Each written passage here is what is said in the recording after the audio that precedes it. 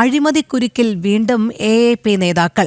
ഡൽഹിയിലെ സർക്കാർ സ്കൂളുകളിലെ ക്ലാസ് മുറികളുടെ നിർമ്മാണത്തിൽ അഴിമതി നടത്തിയെന്നാരോപിച്ച് മുൻ മന്ത്രിമാരും ആം ആദ്മി പാർട്ടി നേതാക്കളുമായ മനീഷ് സിസോദിയ, സത്യേന്ദർ ജെയിൻ എന്നിവർക്ക് അഴിമതി വിരുദ്ധ ബ്യൂറോ സമൻസ് അയച്ചു. ചോദ്യം ചെയ്യലിന് ഹാജരാകാൻ ആവശ്യപ്പെട്ടാണ് നോട്ടീസ് നൽകിയിരിക്കുന്നത്.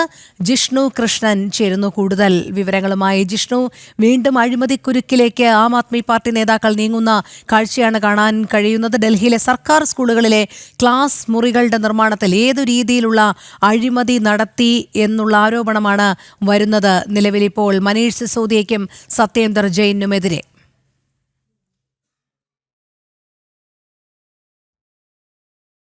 അത് മുഖ്യമന്ത്രിയും ഒപ്പം ഉപമുഖ്യമന്ത്രിയും ഉൾപ്പെടെയുള്ള നേതാക്കൾ എല്ലാ മേഖലകളിലും അഴിമതി നടത്തി എന്ന ആരോപണം പ്രതിപക്ഷ പാർട്ടി, നേരത്തെ പ്രതിപക്ഷമായിരുന്ന BJP ഉൾപ്പെടെ ആരോപിച്ചിരുന്നു. അതിന്റെ വിവിധ കേസുകൾ അന്വേഷണ ഏജൻസികൾ കോടതിക്ക് മുൻപാകെ കുറ്റപത്രം സമർപ്പിച്ചിരുന്നു. അത് മദ്യനയ അഴിമതിയാണെങ്കിലും ജൽ ബോർഡ് അഴിമതി തുടങ്ങി അരവിന്ദ് കെജ്രിവാളും മനീഷ് സിസോദിയയും ഉൾപ്പെടെ ആം ആദ്മിയുടെ പ്രധാനപ്പെട്ട നേതാക്കൾ, മുഖ്യമന്ത്രിയായിരുന്ന ഉപമുഖ്യമന്ത്രിയായിരുന്ന നേതാക്കൾ സ്വന്തം ഭരണകാലത്ത് അഴിമതി നടത്തിയതിന്റെ കഥകളും തെളിവുകളും പുറത്തു വന്നിരുന്നു. ഏറ്റവും ഒടുവിൽ ഇപ്പോൾ ഡൽഹിയിലെ സർക്കാർ സ്കൂളുകളിലെ ക്ലാസ് മുറികളുടെ നിർമ്മാണത്തിൽ അഴിമതി നടന്നു എന്നുള്ളതാണ് അന്വേഷണ ഏജൻസികൾ കണ്ടെത്തിയിട്ടുള്ളത്. നിലവിൽ അഴിമതി വിരുദ്ധ ബ്യൂറോ ആം ആദ്മി നേതാക്കളും മുൻ മന്ത്രിമാരുമായിട്ടുള്ള മനീഷ് സിസോദിയയ്ക്കും കൂടാതെ സത്യേന്ദർ ജെയിനും ചോദ്യം ചെയ്യലിന് ഹാജരാകാൻ ആവശ്യപ്പെട്ടുകൊണ്ട് നോട്ടീസ് നൽകിയിട്ടുണ്ട്. സത്യേന്ദർ ജെയിനോട് ഈ മാസം 6-നും മനീഷ് സിസോദിയയോട് ഈ മാസം 9-നും ഈ അഴിമതി വിരുദ്ധ ബ്യൂറോയ്ക്ക് മുൻപിൽ ചോദ്യം ചെയ്യലിന് ഹാജരാകണം എന്ന് കാണിച്ചുകൊണ്ടാണ്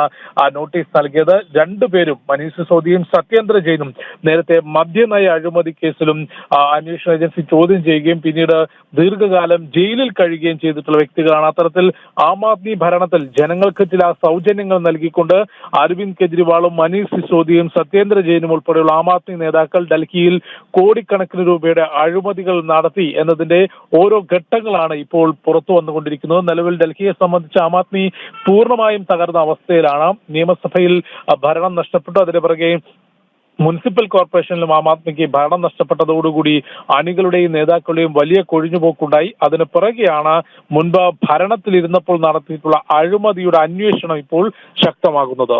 രോഹിണി. ശരി, ജിഷ്ണുവാണ് വിവരങ്ങൾ നൽകിയത്.